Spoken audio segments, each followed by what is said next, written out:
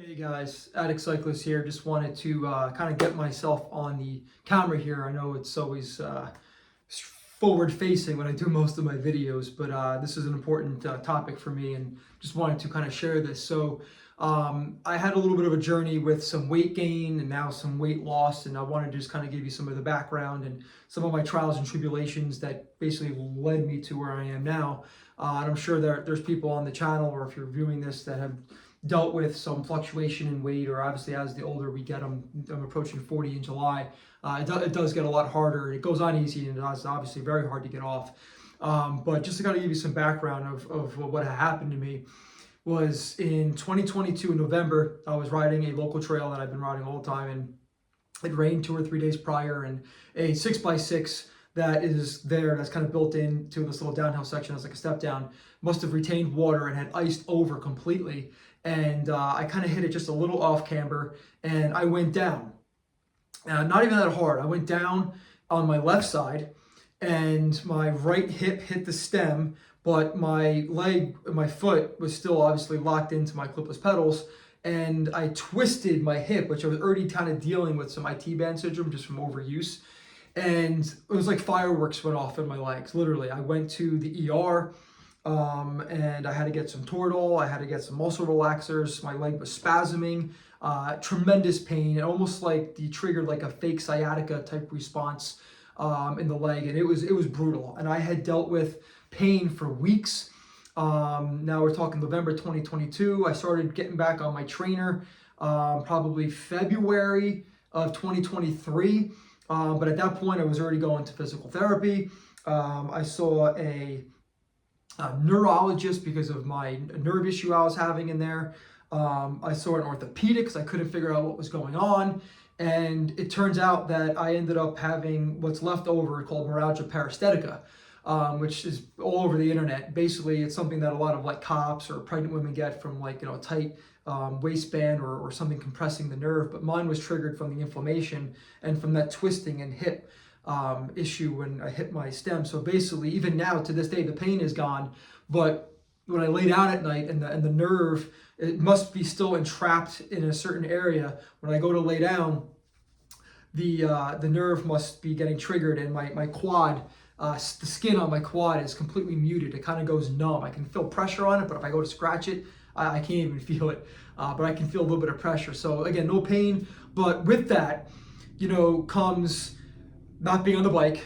It came with an emotional whirlwind because I was having some mental health issues, right? Not being able to cycle, not being able to get the stress out, not going to the gym, dealing with work and family and not being able to exercise and do what we love to do most is get on the bike and ride.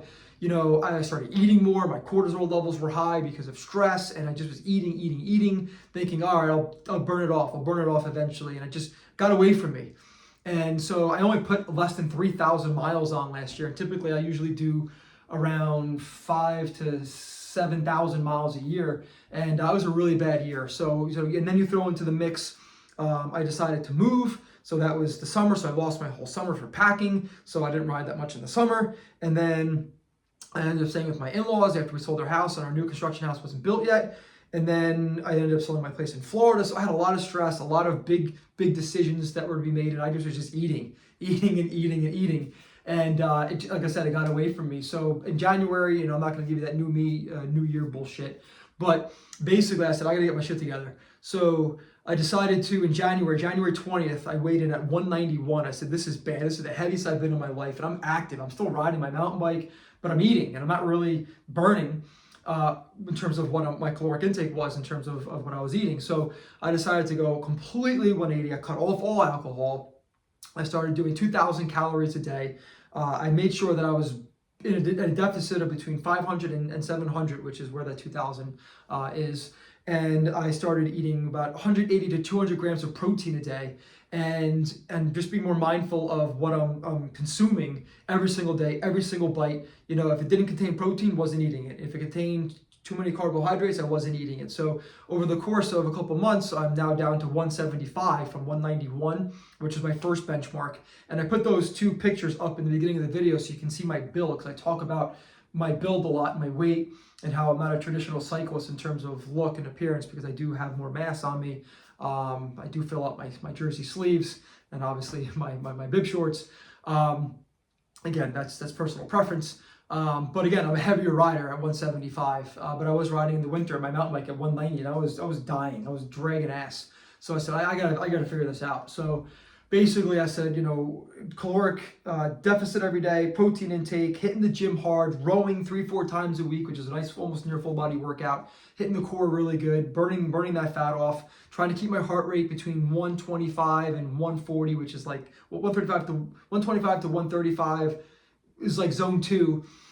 So, you know, that's the fat burning zone. So all my Zwift all winter was zone 2. It was boring. I'm just sitting there pedaling, basically keeping my heart rate in that range, making sure that every pedal stroke and every half an hour, 40 minutes, hour is zone 2.